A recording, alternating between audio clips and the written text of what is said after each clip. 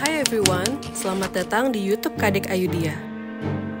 Pada hari ini kita berkesempatan lagi ngobrol bersama Jero Arum, yaitu seorang tokoh penting di Bali yang ahli dalam teologi Hindu dan budaya di Bali. Menurut kitab suci Hindu, waktu dibagi menjadi 4 zaman besar. Yang pertama adalah Satya Yuga atau Kerta Yuga.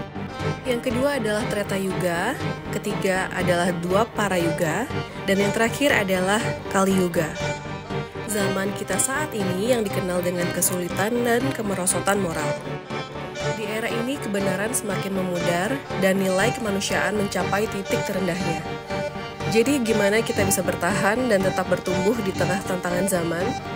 Yuk langsung aja kita ngobrol bareng Jero Arum. Terus Jero berarti kan sekarang lagi perang di mana-mana semakin parah nih Jero. Kayak misalnya di Ukraina sama Rusia, terus juga di Palestina mungkin sama Israel. Itu kan semakin parah banget lah ya sekarang. Kira-kira itu memang sudah tercatat di Weda. Apa gimana ya Jero untuk zaman Kali Yuga ini? Kalau tercatat negara ini, perang dengan negara ini, saya yakin di kitab manapun tidak ada. Tetapi ciri itu ada di Weda. Kan seperti yang saya bilang tadi, zaman Kali Yuga musuh ada di dalam diri itu sendiri, sehingga kita melihat musuh itu, semua orang itu sebagai musuh. Maka potensi perang akan lebih banyak terjadi di zaman Kali Yuga. Kan sudah terbukti sekarang. Maka inilah Kali Yuga itu, semua orang dilihat musuh. Tersinggung sedikit bacok, tersinggung sedikit bunuh. Itu ciri zaman Kali Yuga. Kenapa orang bisa begitu? Karena unsur ketuhanannya sudah tidak ada. Kebenaran dharma itu udah 25%. Meyakini kebenaran itu sudah 25%. Dan kekuatan dharma lebih banyak menguasai diri.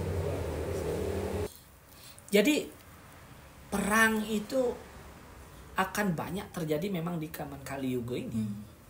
Dan itu karena memang adharma lebih banyak menguasai diri kita. Dan diramalkan pula ketika puncak zaman Kali Yuga nanti, ketika semua orang akan ingin melindungi dirinya sendiri, perang akan terjadi di mana-mana, umur orang pun akan sangat singkat. 17 tahun sudah meninggal. Jadi Bener sih Jero, sekarang tuh umur orang pendek-pendek. 20 tahun udah kena diabetes gitu kan. Umur orang pendek-pendek. Apa penyebabnya? Satu faktor utamanya makanan. Ini memang benar ya. Saya pun merasakan, kok orang tua-tua dulu kuat-kuat ya? Iya, sampai 100 sampai 100 tahun. Kok kita sekarang umur segini ini sudah nggak kuat duduk lama. Kemudian kita kok begini gitu. Saya merasakan itu.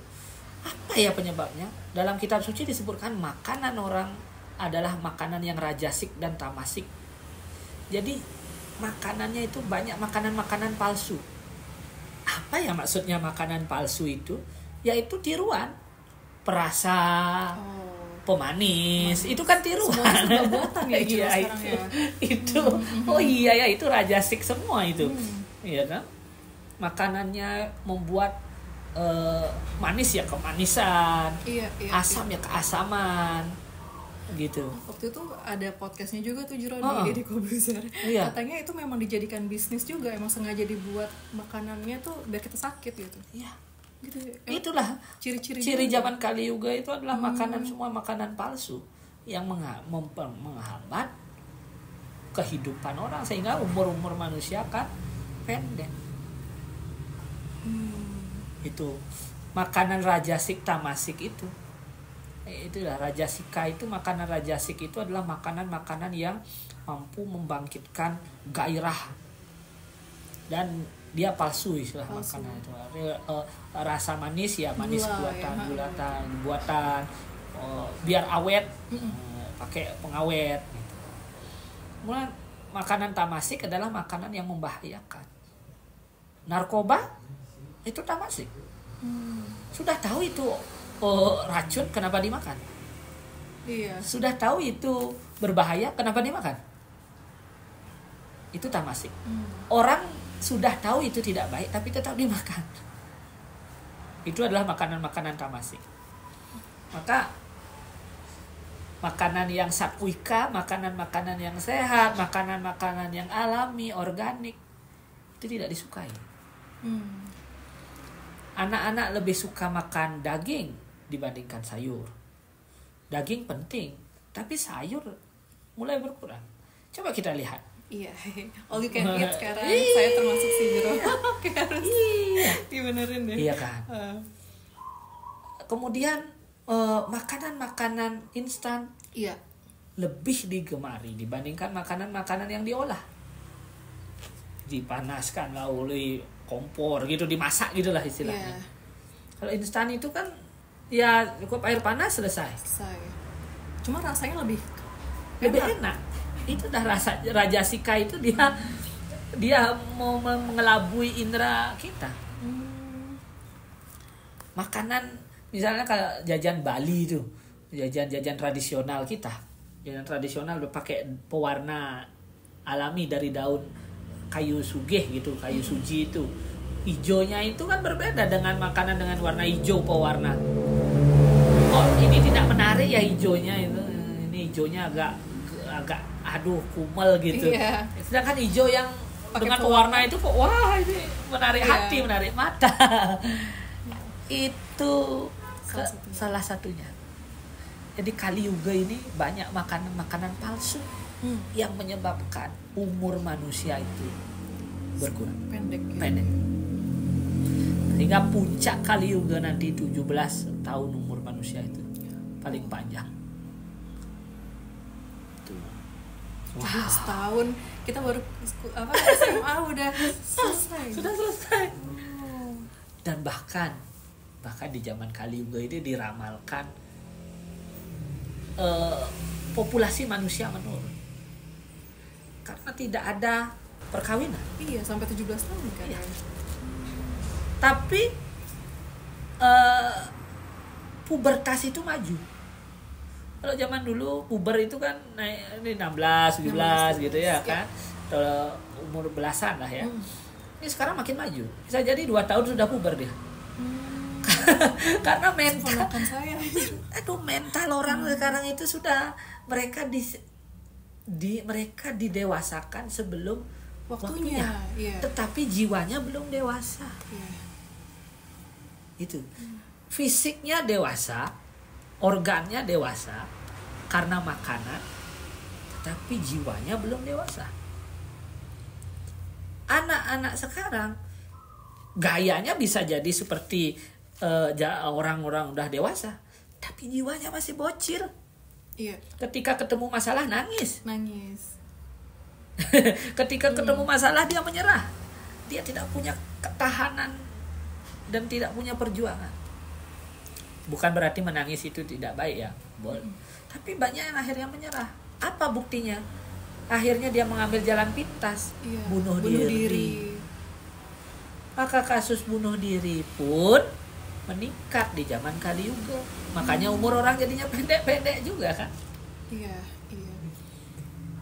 Perkawinan banyak terjadi. Tetapi setelah perkawinannya tidak langgeng. Sehingga perceraian juga banyak terjadi di zaman Kali Yuga. Baru menikah sudah cerai. Belum punya anak, belum punya keturunan.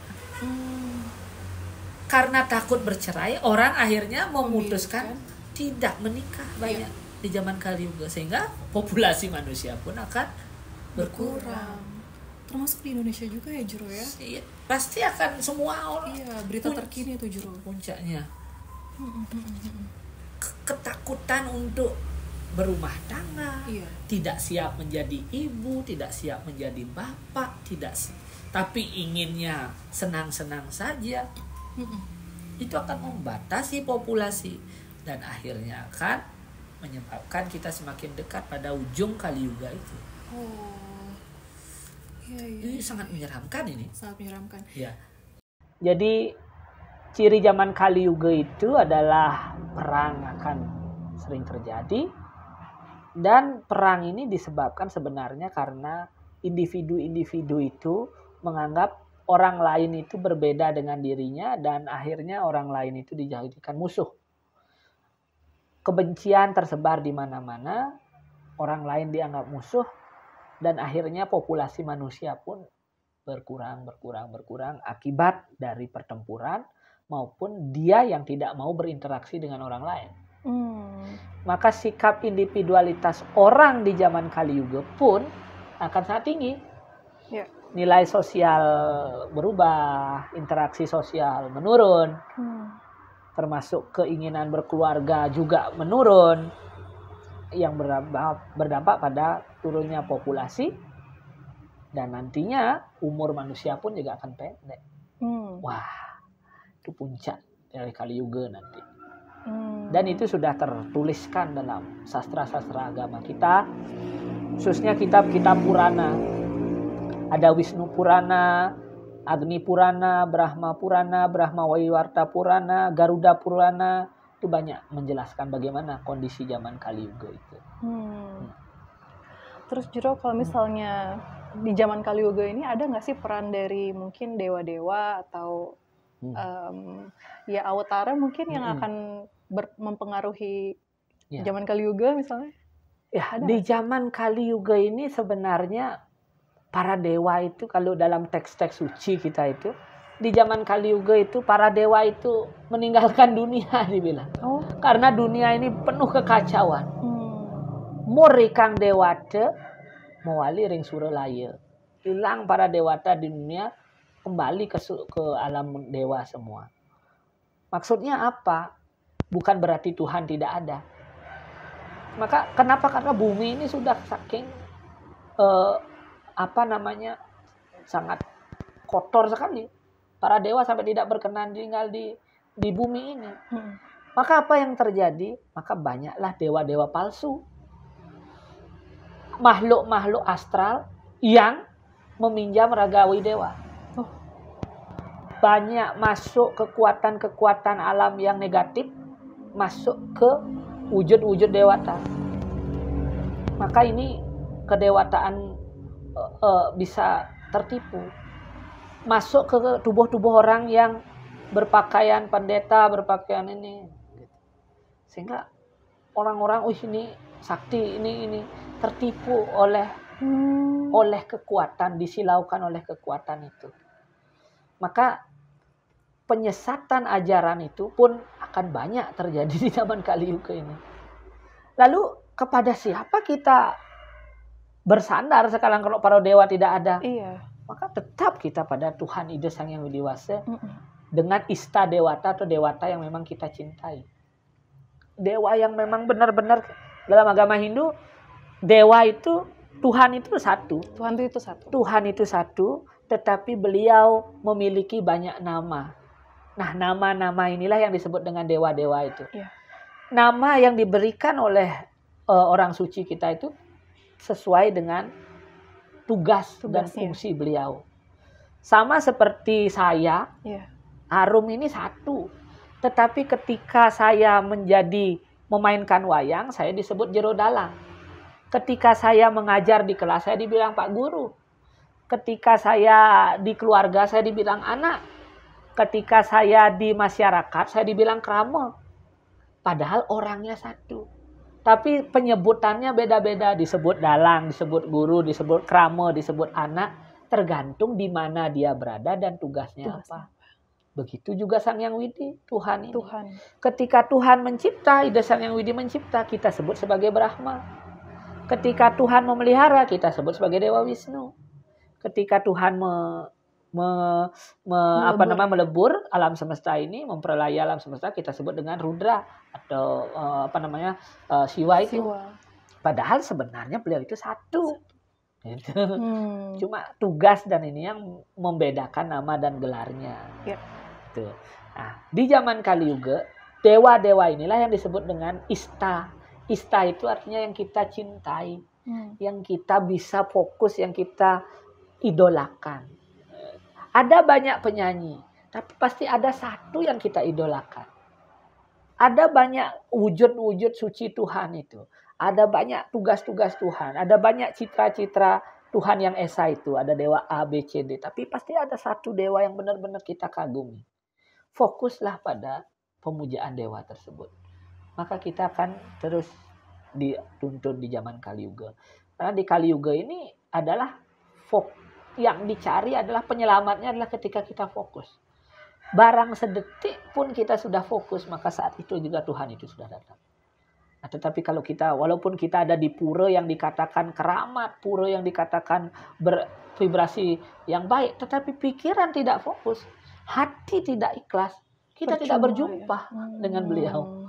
Kita tidak berjumpa dengan beliau.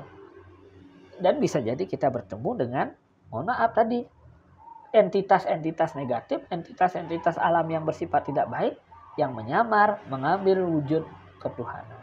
Dan kita yakini sebagai Tuhan. Itu yang berbahaya. Di zaman Kali Yuga ini. Gitu. Dan pada akhir zaman nanti memang pasti akan ada awatara yang turun. Dewa Wisnu turun kembali dalam wujud Kalki awatara. Yang nantinya akan mengembalikan siklus alam semesta ini kembali ke zaman Kerta Yuga itu.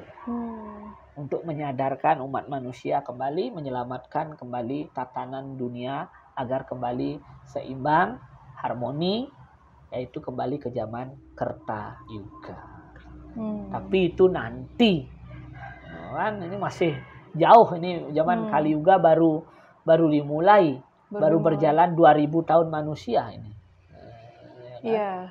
Ya, karena Kali Yuga diyakini dimulai saat Raja Parikesit naik tahta, saat Buddha turun ke dunia. Itu. Jero, ada nggak sih persiapan khusus mungkin yang bisa kita pegang lah untuk diri sendiri mungkin di zaman Kali Yuga ini? Maka dalam sastra suci kita menyebutkan, dalam kitab-kitab Weda disebutkan, untuk menghadapi zaman Kali Yuga ini seperti yang saya katakan tadi, tantangannya berat, tapi cara kemudahan itu sangat banyak. Seperti tadi, dengan berdana punya, dengan fokus, tulus dan lurus mengabdikan diri kepada Tuhan dan masyarakat, itu sebenarnya cara kita. Maka bekal utama menghadapi zaman Kali Yuga itu sebenarnya adalah ketekunan dan keikhlasan. Maka yang harus dilatih sejak dini itu adalah orang-orang itu memiliki ketekunan, fokus menjalani sesuatu. Karena zaman Kali Yuga ini kan pikiran orang itu akan bercabang-cabang, ingin ini dan itu, mau ini dan mau sulit itu. Fokus ya, iya, sulit fokus. Maka sebenarnya ketika kalau kita tidak punya sikap fokus dan tekun, ya gimana cara memuja Tuhan yang benar? Maka kekuatan yang harus kita siapkan di zaman Kali Yuga itu adalah melatih fokus dan ketekunan kita.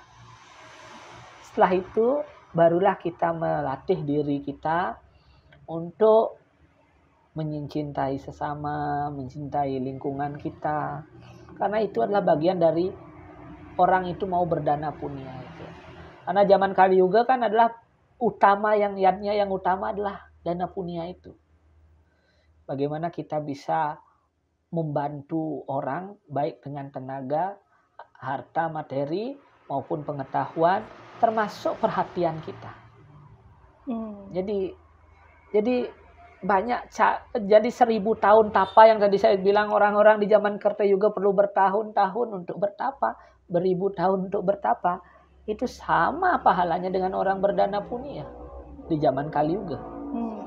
Maka siapkan diri Anda untuk fokus, tekun, dan memiliki rasa welas asih. Itu akan membuat kita kuat dan siap menghadapi zaman Kali Yuga ini.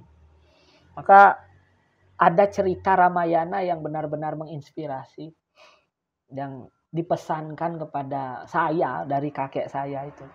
Adalah orang di zaman Kali Yuga ini sama seperti Sang Wibisana. Jadi Wibisana ini adalah saudaranya itu raksasa. Saudaranya Rahwana, Kumbakarna, Surpanaka. Kakeknya, orang tuanya raksasa, kakeknya raksasa, masyarakatnya, rakyatnya raksasa. Lingkungannya semua raksasa. Tetapi Wibisana tetap teguh menjalankan dharma. Ketika semua makan bunuh-membunuh, dia tidak ikut. Ketika semua memusuhi Rama, semua keluarga memusuhi Rama, tapi Wibisana membela Rama. Karena Rama ada di jalan kebenaran. Kitalah sekarang ini orang-orang di zaman Kali Yuga ini. Walaupun lingkungan kita itu banyak orang-orang jahat. Lingkungan kita semua persepsinya lain. Beda pandangan dan perspektif hidupnya. Kita jangan mudah terombang-ambing dan terikut arus itu. Karena kita ada di jalan Dharma, agama Hindu dengan serada kita keyakinan. Tetap teguh lalui jalan itu. Tetap teguh lurus untuk melakoni jalan itu. Maka kita akan terselamatkan. Seperti Sang Wibisana. Maka dalam itihasa itu, Ramayana itu, kita banyak belajar tentang persiapan menghadapi zaman Kali Yuga itu. Gitu, Kadek. Ya. Suksma Jero, luar biasa banget. Mungkin ini pertanyaan terakhir dan agak personal, Jero. Iya. Apa sih sebenarnya life goal dari Jero Arum ini? Soalnya kalau saya lihat kayaknya banyak pengorbanan untuk masyarakat mungkin, dan mungkin juga agama dan segala macam. Apa sih sebenarnya tujuan hidupnya Jero Arum? Saya ingin mempertanggungjawabkan nama saya, yaitu Arum Gunawan. Gunawan itu satu, memilih orang yang berpengetahuan dan bisa bermanfaat bagi masyarakat. Ya, saya mempertanggungjawabkan nama yang diberikan dan melekat pada diri saya. Mudah-mudahan kehadiran saya itu bisa bermanfaat bagi masyarakat dan saya tidak menjadi sampah masyarakat, itu aja sih. Artinya saya tidak menjadi penghambat di masyarakat, saya tidak menjadi hal yang tidak baik di masyarakat. Setidaknya saya bisa bermanfaat dan berguna saja, saya sudah bersyukur. Saya tidak ingin menjadi pendeta, menjadi perando, jadi empu, jadi begawan, ya tidak. Saya ingin jadi orang yang memang bisa berkesenian. Saya bersyukur sekali bisa jadi dalang. Saya berkesenian dapat, mengajar agama saya dapat, membantu orang secara spiritual juga saya dapat. Jadi mungkin 3 hal ini akan menjadi obat menurut saya. Akan jadi obat di zaman Kali Yuga ini juga. Punya jiwa seni, punya pengetahuan yang benar, dan punya spiritual yang baik. 3 hal ini yang ingin saya kembangkan dalam diri saya, yang nantinya saya abdikan pada masyarakat. Mungkin seperti itu deh. Ya, mari kita bersama-sama berjuang. Ya. Saya yakin juga yang nonton pasti dapat banyak manfaat, insight yang mungkin bisa membantu banyak orang juga, Jero. Astungkara Wigenamasya. Ya. Kalau gitu terima kasih waktunya, Jero. Ampura kalau misalnya saya banyak salah nanya atau salah berkata-kata. Tidak apa, sama-sama. Dan terima kasih juga untuk yang nonton. Jangan lupa untuk like, comment, and subscribe. Jero Arum juga punya sosial media, mungkin namanya siapa, Jero? Ya, kalau saya di Instagram Jero_Arum. Kalau di YouTube ada juga Arum Gunawan. Ya, kalau di Facebook Jero Arum. Bisa di sana, follow juga. Bisa kita berkomunikasi lebih lanjut. Ada medsos itu. Dan teman-teman juga kalau misalnya mau nanya-nanya yang lain boleh di kolom komentar. Boleh. Nanti saya bakal nyamperin Jero lagi untuk pasti nanyain. Saya akan bantu memberikan jawaban. Kalau gitu. Terima kasih semuanya. Om Swastiastu. Terima kasih Om Santi. Om. Jero. Iya. Kemarin sempat ngobrol-ngobrol sama adik saya ini, adik sepupu saya si Mang Nanda. Katanya Jero itu melik ya. Kayak dia agak-agak so tau sih. Nah, terus kebetulan juga ada beberapa orang yang bilang saya melik, tapi kebetulan saya nggak ngerti melik itu apa. Benar nggak sih Jero melik pertama? Terus kedua, melik itu apa sih, Jero? Kalau saya ya, melik itu sebenarnya tidak bisa kalau tidak bisa dibuktikan sekarang gitu loh ya. Karena melik itu adalah kondisi spesial menurut saya. Melik itu adalah kondisi di mana orang itu lahir dengan kekuatan suci yang bersih dalam dirinya. Jadi inilah sorga siuta itu, orang yang kelahiran sorga dibilang memiliki kekuatan ketuhanan dalam kelahirannya. Melik itu akan membawa bencana bagi seseorang ketika dia tidak memantaskan dirinya. Ketika kekuatan suci itu bertolak belakang dengan badannya. Sama seperti tadi pengandaian saya dengan pakaian. Orang melik itu pakaiannya putih bersih. Nah, sekarang kalau yang make ini kotor, yang akan memakai baju putih bersih ini kotor jiwanya, perilakunya. Ibaratnya sekarang dia main di kubangan lumpur, langsung pakai baju bersih kan bajunya ikut kotor jadinya kan. Nah, inilah yang akan menjadi pertentangan antara sang jiwa melik yang bersih ini dengan badan yang kotor ini. Pertentangan inilah yang menyebabkan orang melik itu katanya umurnya pendek lah, rezekinya jelek lah apa. Karena dia tidak bisa memantaskan dirinya, mengkondisikan dirinya. Gitu. Tapi kalau dirinya tahu melik, kemudian dirinya diisi dengan kebaikan, mengisi dirinya dengan ilmu pengetahuan, memasrahkan diri kepada Tuhan. Dia itu orang yang datang dari kubangan ini akan seperti ibaratnya dia mandi dulu. Sehingga dia layak memakai baju yang bersih ini. Sehingga dia tidak akan memberikan dampak negatif apa-apa. Bahkan dengan kekuatan meliknya ini dia bisa membantu orang. Jadi melik itu belum tentu akan berdampak negatif. Jadi kadang-kadang ini yang saya takutkan, orang-orang terlalu mudah menyebut orang itu melik dan lain sebagainya.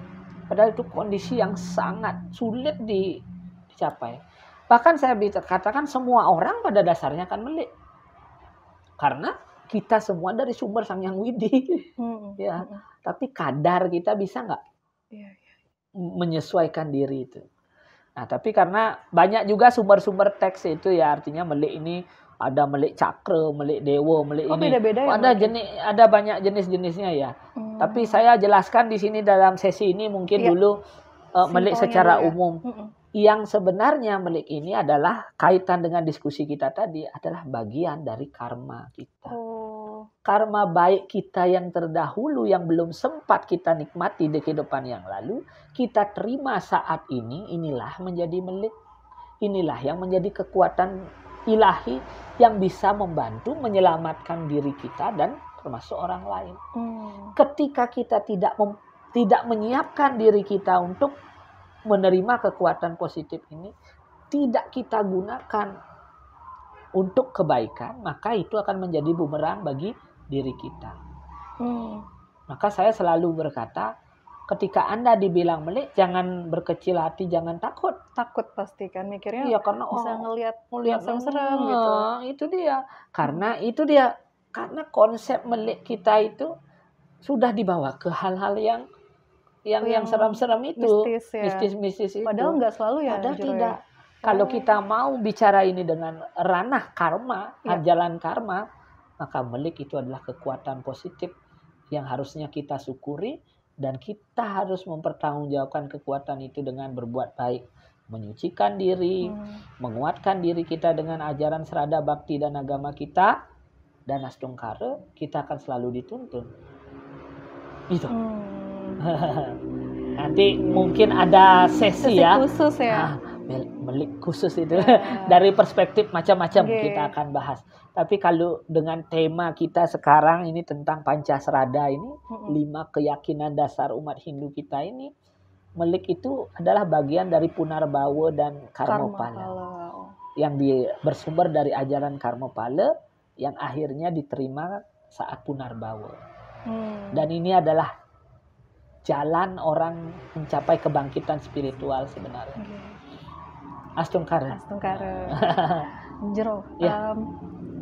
pertanyaan ini aja Jero. Ya. Melik itu sama dengan indigo bukan?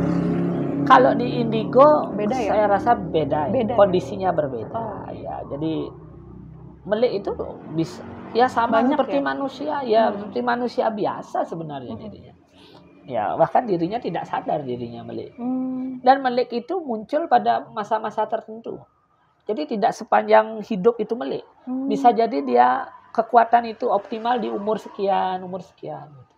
Dan melik ini bisa dinetralisir dengan upacara. Ya, kekuatannya yang berlebihan ini agar tidak terlalu over power jadinya dalam diri kita, itu bisa dinetralkan dengan upacara. Ada namanya penebusan pemelikan dan ada melalui upacara sapu leger, wayang, gitu, wayang sapu leger. Itu sebenarnya menetralisir. Jadi orang melukat wayang sapu leger ini, apalagi yang dikatakan pemelikan itu, dia itu bisa ditebus di sana, bisa dinetralkan, bisa diharmoniskan energinya, sehingga tidak membawa dampak negatif, gitu. Jadi tidak sama dengan indigo. Sama, iya, ya. Tidak sama. Cuma mungkin beragam ya Jero. Iya, beragam. Ada meliknya macam-macam. Ya, jadi ada yang memang meliknya itu bisa melihat, ada yang melik itu ya hanya mendengar, ada yang memang pengetahuan gitu.